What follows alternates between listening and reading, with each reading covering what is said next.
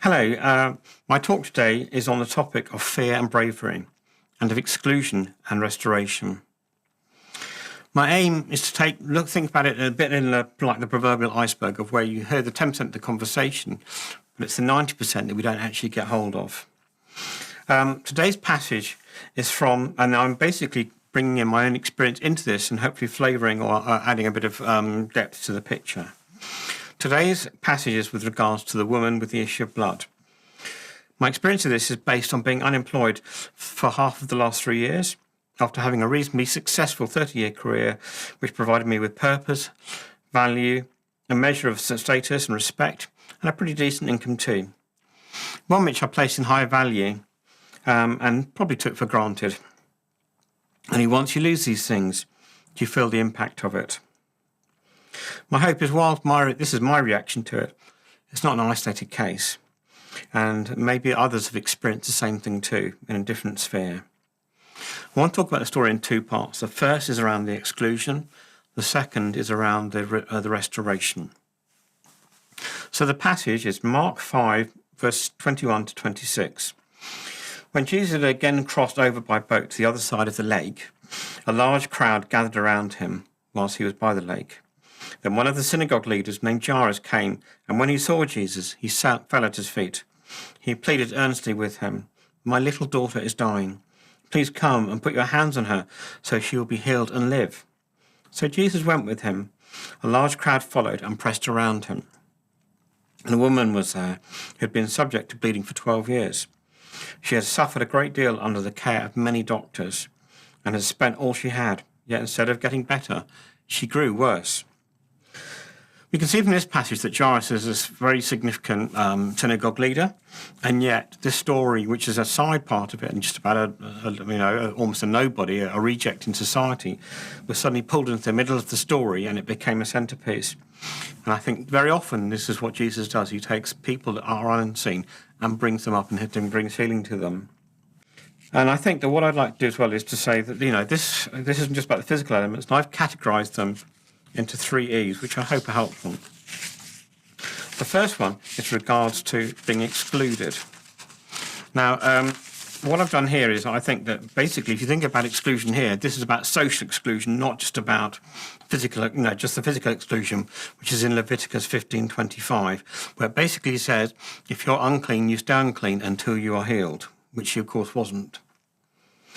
But also, of course, being excluded would mean that she had a loss of status, a lower ability to earn money, probable grounds for divorce, unable to have children, mistreated, looked down upon, and that's also leading to a loss of hope and a self-confidence. During the last 6 months, I can tell you of the range of emotions and feelings that I've gone through, being unemployed. So what have I experienced? And then I'll talk about how I reacted to it. So well over 99% rejection on applications. Prejudice, age is never mentioned, but it definitely happens. Lying, where your job exists and then suddenly it doesn't. No responses at all. No urgency or priority. No consideration of the effort taken. No sense or need for quick response or feedback, whether you've been accepted or not. August and bank holidays, frankly, is rubbish because nobody does anything.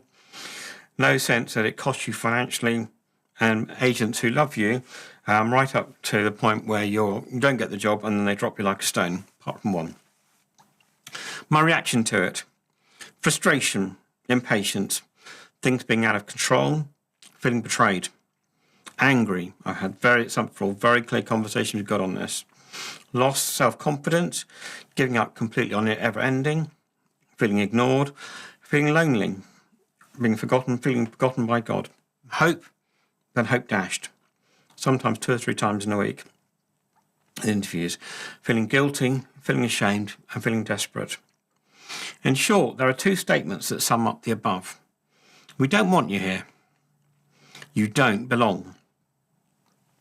Now, to stay in any of these places for a very long time is very unhealthy. And I can tell you that because in the past, 1 or 2 of these things I've stayed in for a very long time, and they are unhealthy.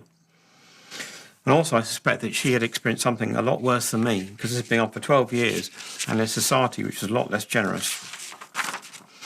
Secondly, it was expensive. To give an idea that if she had had one operation per year in private healthcare today, and and it would have cost her between £100,000 and £250,000 in today's terms. I can also tell you that unemployment has been very expensive for me too.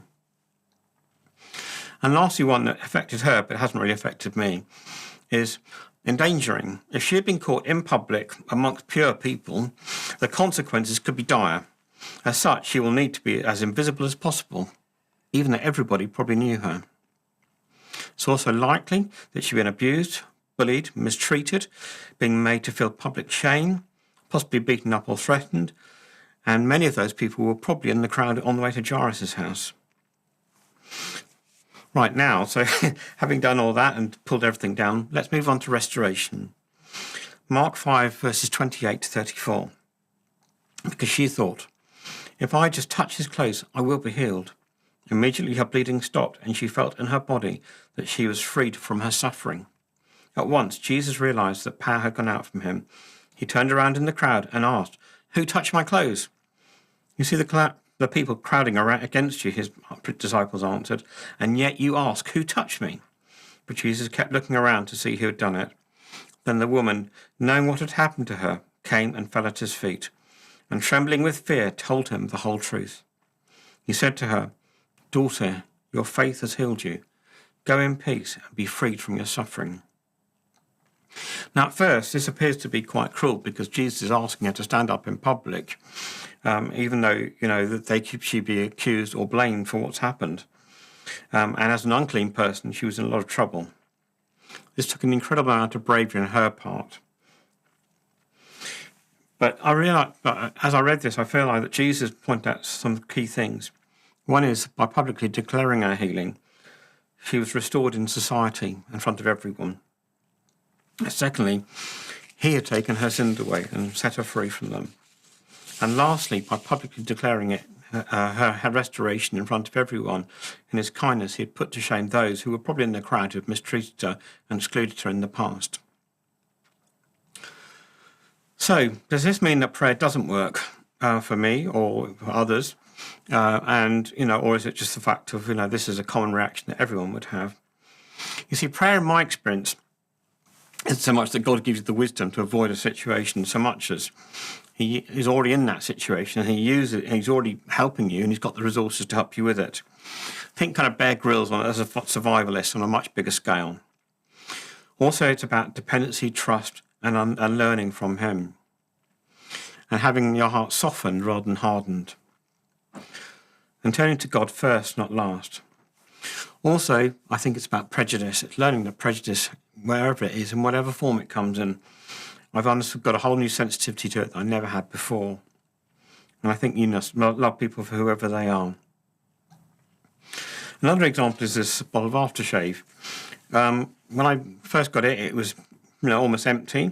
And what happened was, about a month ago, it got half full, and it's been half full ever since. And it's a reminder to me that God is watching over me every day and reminds me of it. Prayer is all about coming to God first for situations, not last, and allowing him to change the situation in the way that he wants to and the time that he wants to do it. Not always what you want, but what he wants. It's okay to have emotions, but at the same time, take them to God. And in my case, I often find I end up apologising anyway when I understand his point of view. So this leads me to a few questions. Do you feel that you are too small or too insignificant that you can't ask for God's help?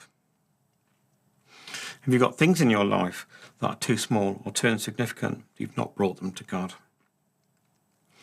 Are you willing to take a risk of bringing something to God and see how he may turn beauty out of ashes?